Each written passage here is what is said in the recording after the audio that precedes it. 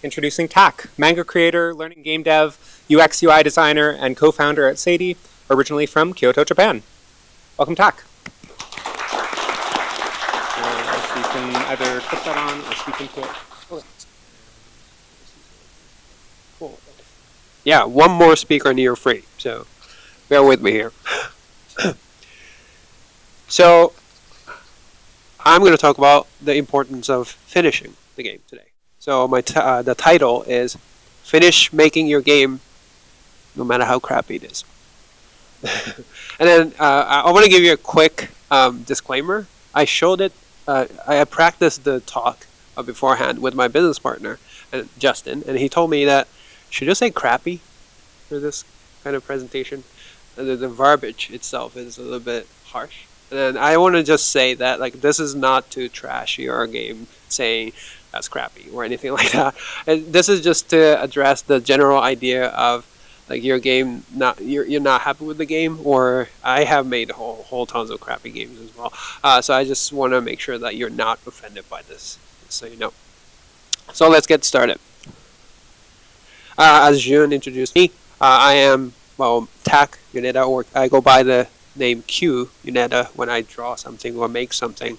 I'm a manga creator, I'm a comic artist, learning game dev. I am a UX UI designer in the city, as I said, with my business partner. It's called Sadie, and I am originally from Kyoto, Japan, where the Nintendo headquarters is. I am very proud of that. Also, I had a privilege to draw this piece, and I want to give a quick shout out to Danielle for giving me almost complete freedom on this piece, just drawing it. I had lots of fun drawing this, and then this is one of my favorite pieces, so thank you, Danielle.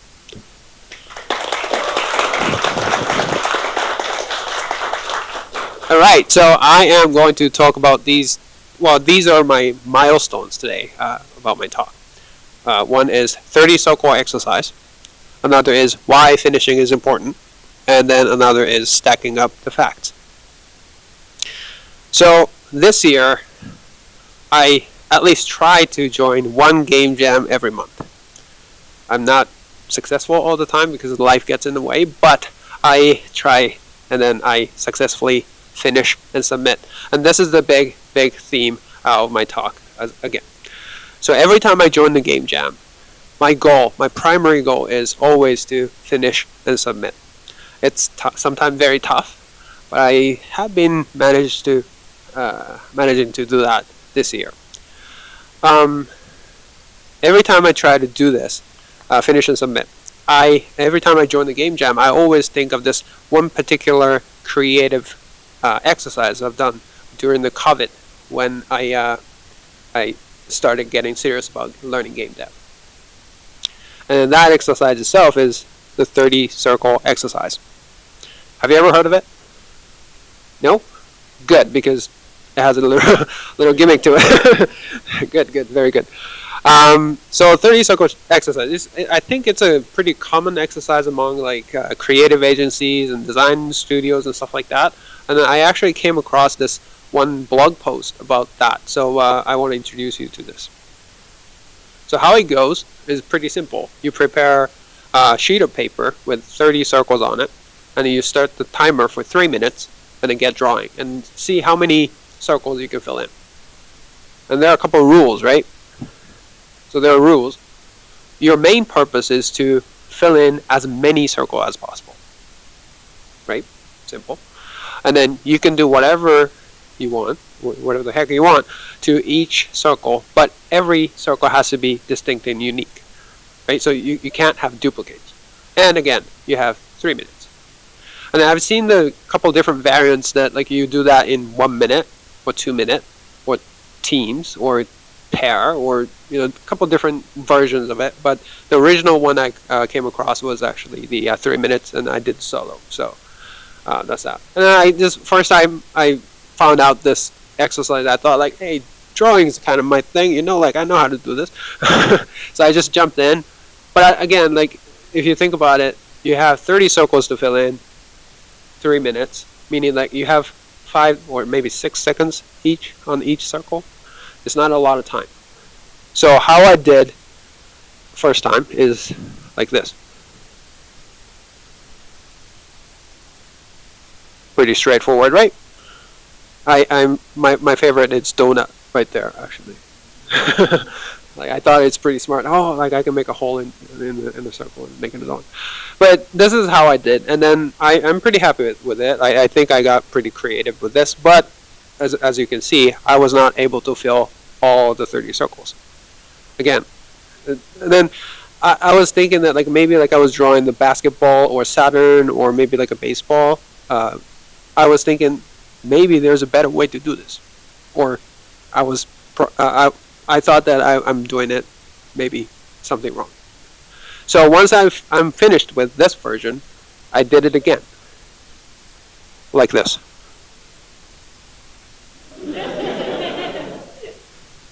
Thank you for laughing at that. Appreciate that. Right. I appreciate that awe too. And well, I know what you're thinking right now. Here we go. Right? I showed it to my wife, and then she immediately said, "It's cheating." And I said, "Kinda." Well, it is, but I have a little bit deeper thing than that. So what I did between the first round and second round is shift the mentality a little bit.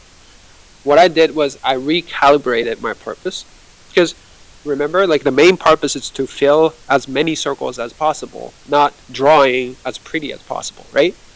And the second thing is I took full advantage of very ambiguous but flexible rule set. It says I can do whatever I want, so it doesn't say that I can't draw in numbers, right? Technically. And this is the part that my wife said this is cheating. And then the third is I strategized based on the given limitations. Meaning that I have 3 minutes, I have 30 circles to fill in. What do I do? So I gave up, or I dedicated 30 seconds of my time to 28 circles, and I just be done with it. And then dedicated the remaining 2.5 minutes to only 2 circles, so I can make something prettier and impressive within 3 minutes. And then the reason I'm talking about this is that this mentality here is very, very similar to the mentality that whenever I'm joining the game jam, right? So in jams, think about it. If you ever participated in the jam, you have to be as creative as possible under very, very tight limitations. Usually like 48 hours or maybe 5 days or something, a very short amount of time you have to make a video game. And then you have to fight this ego in order to finish your game. Ego being my case, that I don't want to be judged by those like 3 minutes very scrappy, like very janky drawing. I know I can draw better, but that's the result, so I have to live with it. But that's not the priority here. I have to fill in all the circles and think about what I can do with those circles. And the most important aspect of the game jam is that you have to decide what to keep and what to let go.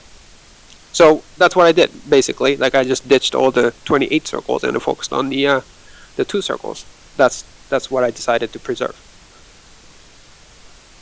And again, to reiterate, to finish and submit your game, I must be thinking like the second round, not like the first round.